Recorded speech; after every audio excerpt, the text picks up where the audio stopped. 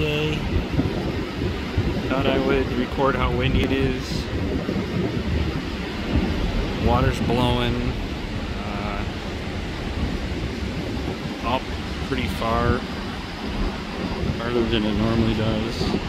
The wind is actually blowing so hard that the waves are coming in at a slight angle, and there's some pretty good sized waves compared to what there normally has been this week. There's no one down here, obviously. I don't think the beach is closed. There is some people, you can see there's some people right there.